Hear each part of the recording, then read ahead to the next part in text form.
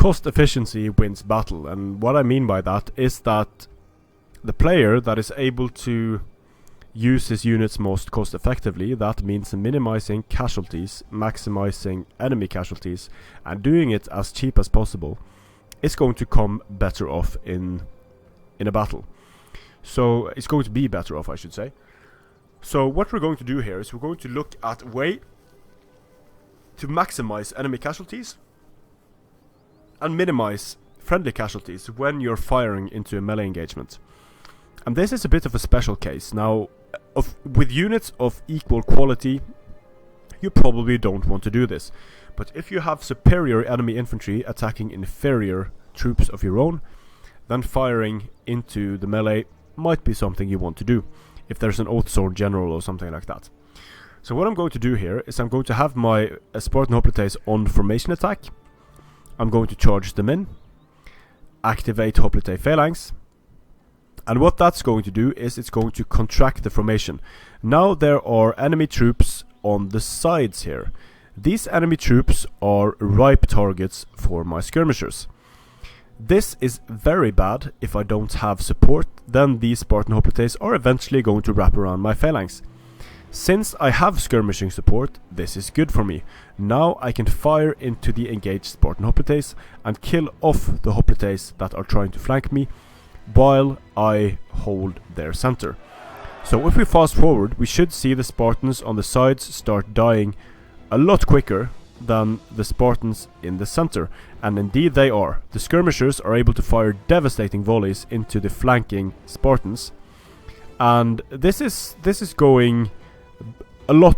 a lot better of an engagement than when the lines are evenly matched up against each other. So this is one instance where you want to have formation attack on and activate the defensive ability like a shield wall or a phalanx. Now, in the previous video, my Royal Spartans were able to win or were defeated, and the units that won didn't have many men left in the unit. The units that were defeated, well, they died, so that doesn't really matter. But these Spartan Hoplites are getting around 20 kills. These Spartan Hoplites are getting around 20 kills. Look at the kills on the skirmishers. 65, 65, 60. So this is twice the amount of kills that the skirmishers got in the other test in many of the... and 3 times as much as the archers got in some of the tests. And by doing this, I also reduced the amount of casualties I took from friendly fire significantly. And the way to find out how many friendly fire casualties I did would be to mouse over these Spartan Hoplites and note their kills. They have 29 kills. These guys have 71 men remaining in the unit. So this is fairly easy.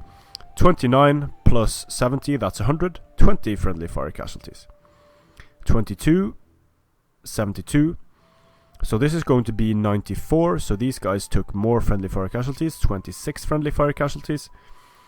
These Spartan Hoplites killed 29. These guys have 76 men remaining in the unit. 29 plus 76, 105, I believe. Yeah, that's 105. So 25 friendly fire casualties in this instance. More enemies killed, more friendlies alive on the battlefield. Pretty decent trade-off. Still not 100% effective, because I am actually killing my own troops. 20 Royal Spartans. That's going to set you back 140, something like that. So you are killing troops that could have been up to the enemy to kill. But in some instances, this can be useful if you're decisively outmatched in terms of infantry. And usually these engagements would be a lot closer, because obviously if you do this, contract your lines, then it's going to be a matter of time before enemy cavalry makes it through, or you could have second line pike infantry, for example, to stop this from happening. But if you decide to fire into engagements, it might be a good idea to use Shieldwall, Hoplite Phalanx, and contract the formation. Strength and honor. Oh, and by the way, let's just see if I can see the battle results. No, I can't, so this is strength and honor.